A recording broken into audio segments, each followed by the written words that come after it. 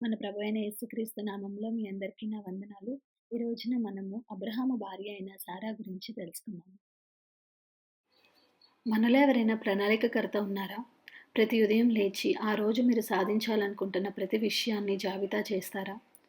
రాబోయే వారం కోసం కానీ, సంవత్సరం కోసం కానీ, రానున్న పనుల కోసం ఏదైనా ప్లాన్ ఏ, ప్లాన్ బి లేదా ప్లాన్ సి అవన్నీ ఏది కాకపోతే ఫైనల్‌గా ఒక ప్లాన్ ఉంటుంది అని చెప్పేసి మీరేదైనా నిర్ణయించుకున్నారా? అదేవిధంగా సారా కూడా తన జీవితంలో ప్రతి సందర్భానికి ఒక ప్రణాళిక వేసుకునే మహిళ. ఆమె ప్రణాళికలు కొన్నిసార్లు దేవుని ప్రణాళికలకు ముందుగా పోయేవి. కానీ ఆమె లోపాలున్నా దేవుడు ఆమెను ప్రేమించి ఆమెను గొప్ప విధంగా ఉపయోగించుకున్నాడు. బైబిల్‌లోని చాలా స్త్రీలను 1 లేదా 2 అధ్యాయాలు మాత్రమే వారి కథ కోసం కేటాయించబడ్డాయి. కొంతమందికి కేవలం 1 లేదా 2 వాక్యాలే ఉంటాయి. కానీ సారా కథ మాత్రం ఆదికాండంలో 13 అధ్యాయాలు వ్యాప్తంగా ఉంది. అంతేకాకుండా యెషయా, రోమీయులు, హెబ్రీయులు మరియు 1వ పేతురు పుస్తకాల్లో కూడా ఆమె పేరు ప్రస్తావించబడింది. సారాను చాలామంది మహిళలు ఆదర్శకంగా చూస్తారు. అయితే ఆమె జీవితం చాలాసార్లు భయముతో గడిచింది. ఆందోళనలకు పరిష్కారంగా ఆమె సమర్థవంతమైన ప్రణాళికలను తయారు చేసి అబ్రహాము మరియు సారా ఇద్దరు అలాగే ఉండేవారు అనుకునేవారు. కానీ వారి ఆలోచనలో ఏది వారు ఊహించినట్టుగా ఫలితం ఇవ్వలేదు.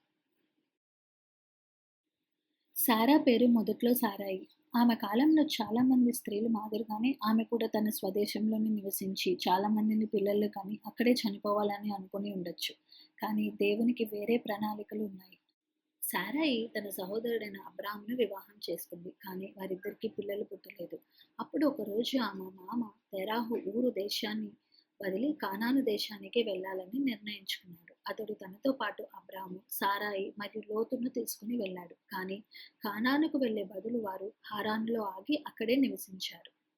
సారాయి తన స్వంత దేశాన్ని విడిచిపెట్టి హారానులో స్థిరపడి పిల్లలు వచ్చే వరకు వేచి ఉంది. కానీ అక్కడ కూడా ఆమె గొడ్రాలుగానే నిలిచి ఉంది. హారానులో తెరాహు మరణించిన తర్వాత దేవుడు అబ్రాహాముతో మాట్లాడి ఆ దేశాన్ని విడిచిపెట్టమని చెప్పాడు. ఇది మనం ఆదికాండం 12వ అధ్యాయం 1వ వచనంలో ఈ విధంగా చూస్తాం. నేను నీకు చూపించే దేశానికి వెళ్ళమని చెప్తాడు. దేవుడు అబ్రాహామును గొప్ప జనాంగంగా చేస్తానని వాగ్దానం చేస్తాడు. అబ్రాహాము, శారా మరియు లోతు హారాను విడిచిపెట్టి కానాను వైపు దేవుణ్ణి అనుసరించారు.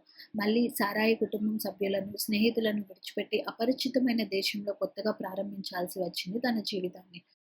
అబ్రాహాము షెకెమునందలి యొక్క స్థలము దాకా ఆ దేశము సంచారము చేసి మోరే దగ్గరనున్న సింధూర వృక్షమునొద్దకు చేరెను. అప్పుడు కానానీయులు ఆ దేశంలో నివసించిరి. యెహోవా అబ్రాహామునకు ప్రత్యక్షమై నీ సంతానమునకు నీ దేశం ఇచ్చెదనని చెప్పగా అతడు తనకు ప్రత్యక్షమైన యెహోవాకు ఒక బలిపీఠమును కట్టెను. అబ్రాము సారాయి నివసించిన కానాను దేశంలో కరువు వచ్చినప్పుడు అబ్రాము ఐగుప్తునకు వెళ్ళి అక్కడ నివసించాలని నిర్ణయించుకున్నాడు. వారు ఐగుప్తునకు వెళ్ళినప్పుడు అబ్రాము వారి మునుపటి ఒప్పందాన్ని సారాయికి గుర్తు చేశాడు. అదేమనగా వారు ఏ విదేశానికి వెళ్ళినప్పుడల్లా అబ్రాము సారాను తన సహోదరుడని చెప్పమని అడిగాడు. ఇది ఆదికాండం 20 అధ్యాయం 13వ వచనంలో చూస్తాము. ఆమె స్పష్టమైన అందాన్ని మరియు తాను ఆమె వివాహం చేసుకున్నట్లు తెలిస్తే ఐగుప్తీయులు తనను చంపేస్తారేమో అనే భయంతో అతడు ఆ విషయాన్ని దాచి ఉంచాడు. ఆమె ఫరో రాజుల దృష్టిని ఆకర్షించింది మరియు ఫరో రాజభవనానికి తీసుకువెళ్ళబడింది.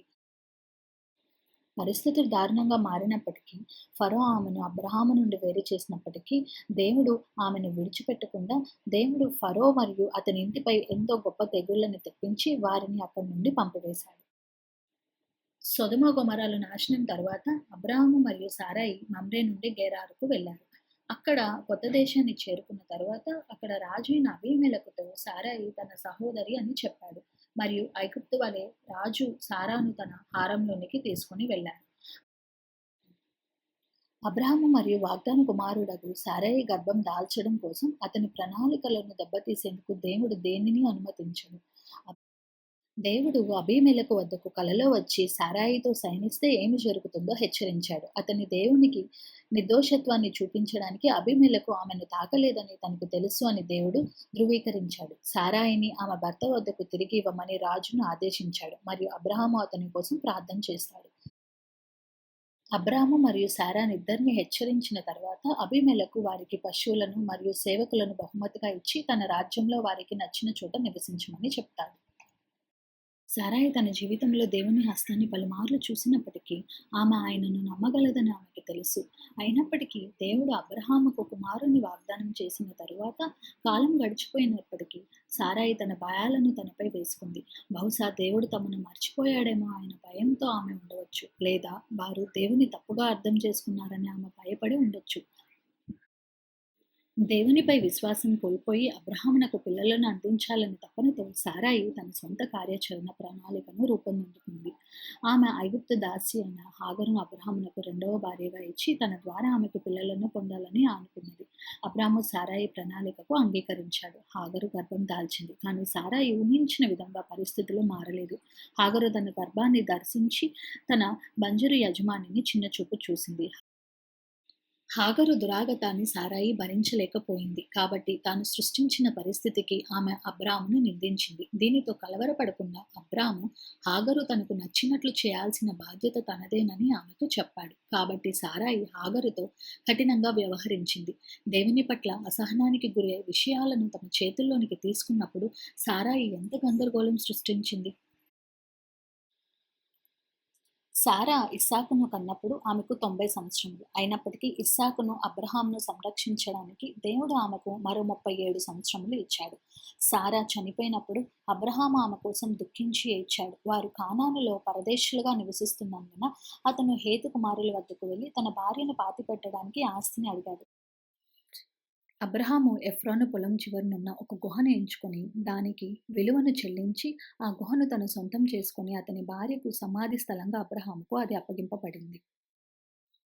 ఆదికాండం 23వ అధ్యాయం మొత్తం సారా మరణం గురించి మరియు సమాధికి అంకితం చేయబడిన దాని గురించి రాసి ఉన్నది. బైబిల్‌లోని సారా కథ నుండి మనం ఏమి నేర్చుకోవచ్చో చూద్దాం. ప్రస్తుతం మనలో చాలామంది భయంతో జీవిస్తున్నారు. అది అనారోగ్యం లేదా మరణ భయం, భవిష్యత్తు గురించి లేదా మన ఉద్యోగాలు, మన ఆదాయం, మన దేశం గురించి చింతించడం కావచ్చు. మనమందరం సమాధానాల కోసం వెతుకుతూ ఉంటాము. కానీ మన నమ్మకం మన స్వంత జ్ఞానంపై కాదు కానీ దేవునిపై ఉందని నిర్ధారించుకోవాలి.